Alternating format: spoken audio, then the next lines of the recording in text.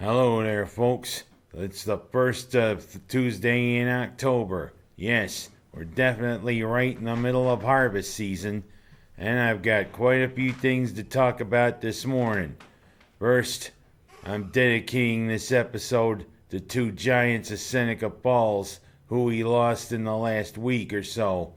Both of them were great, especially the kids and students in Seneca Falls, and one who was one of the best hardware dealers in Seneca Falls has had. Both of them great gentlemen. This episode is dedicated to Dominic Dico Paradise and to Sam Ferrara. Thanks for helping out Seneca Falls, guys. Now, I'm gonna just come right out and say it. What a shocker. After 32 years, Empire Farm Days has decided to leave Seneca Falls. Yep, new owners took ownership of the show. They decided, hey, after 32 years, Seneca Falls wasn't really viable anymore. They wanted it to be more family friendly. So where is the show going? Back to a place where it was just before it came Seneca Falls, south of Syracuse in Pompey. Apparently it's more family friendly. Apparently it's got a petting zoo. Apparently it's got food booths. And apparently it's got a brew place. Wait a minute. Go 2 miles south of Empire Farm Days, you got my friend's brewery there at Fleur de Lis. Heck, Craig, JP, and the rest of the crew could have gotten you a brew pretty good. Oh well. Thing is, they say time changes. And through the first 40 so years of Empire Farm Days, it moved every 2-3 years. But the thing is, they thought they had a permanent home there at the Lot Farm. And Ralph Lott, who's one of the supervisors for Seneca County who represents us, whose family has hosted the show during the 32 years, he is really blindsided and surprised by the move. I wouldn't blame him. That is a big loss for Seneca Falls. And I will tell you, it was real interesting some of the years I went out there. Yeah, I'm not a farmer, but it's interesting to see the advances in farm technology over the last 32 years.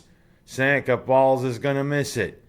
Oh heck, some people might not miss the traffic jams, the backups, everything, but hey, it is a big loss of business. Hopefully, maybe they can do something for it to come around again, maybe in a few years. Maybe the Lott family can get another show out there, 'cause hey, they got that nice little complex there that they built up around Empire Farm Days. Maybe we can get some more use out of it. But whatever, big loss for Seneca Falls, and I am disappointed. Apparently some cow spelled it should be moved. Or, as a goat would say, a goat or sheep would say, that's bad. Oh well. Now I'm going to go from talking about that to talking about, hey, lovely Warren, who's not so lovely. Yeah, she was indicted in campaign finance charges, misusing some of her funds, especially during her election. No wonder she had a bigger lead than all of her opponents there for Rochester mayor. Yeah, she did in corrupt ways. Of course, she's a corrupt one to begin with. She ain't lovely. She's one of those with severe appearance deficits, if you got an idea what I mean. And especially hanging your police chief out to dry like that through this whole Daniel Prude fiasco. Another one in which the police are being demonized and criminals are being canonized. How do you be canonized? It's hard to put it in that little metal thing anyway. But I digress. Whatever. I always knew she was a corrupt you-know-what. Heck, 6 years Rochester has suffered under her leadership. Time to get someone new in there. Hey, I'll be one of the ones to say, good riddance, lovely. Ugh. That's what I want to say about her. Ugh. Well, I'm going to go from that to kind of doing a little bit about what I usually do, the sports. Yeah, the Orange were off this past week, but we get back into the ACC schedule. It's Florida State who comes up. Actually, it's Duke that comes up to the Carrier Dome 2.0. Florida State, plays Notre Dame, but I digress. The thing is, I have to ask, what's the idea of so many 12:30 starts? Of course, sometimes a noon start is normal for the Orange. But 12:30 against Duke, and next week, when Liberty and Hugh Freeze come to the Dome, and I mean, he's not going to be Mr. Freeze, because, hey, he don't talk with a German accent, if you know what I mean, like Otto Preminger and all of that. Well, whatever. These 12:30 starts, there's going to be some bleary-eyed Cuse fans. Plus, hey, we need our breakfast, and we eat it too on Saturdays, if you know what I mean. Well, whatever. Let's keep the improvement going. We may have found a winner there with Sean Tucker at running back. Let's keep it going.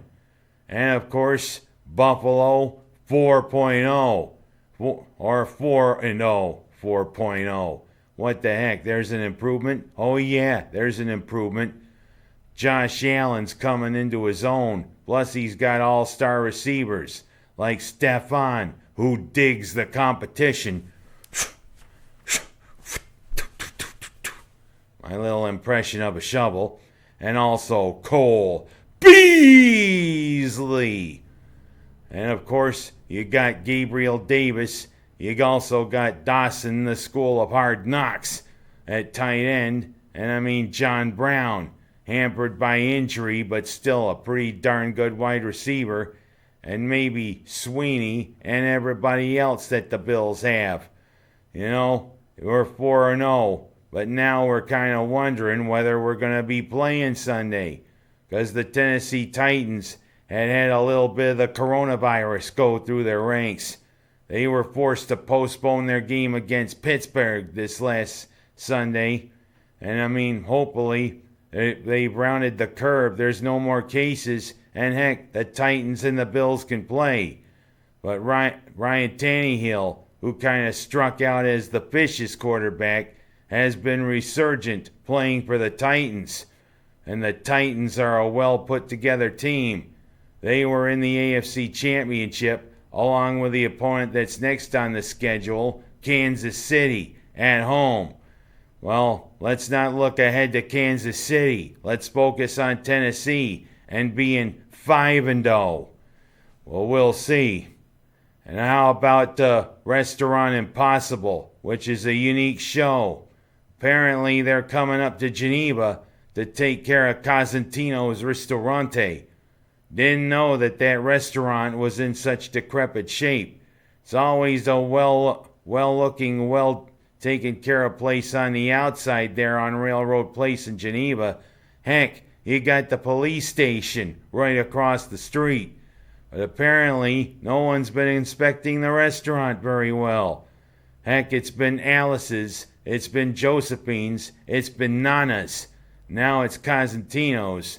The same family that owns that great restaurant there in Geneva, Uncle Joe's Pizzeria.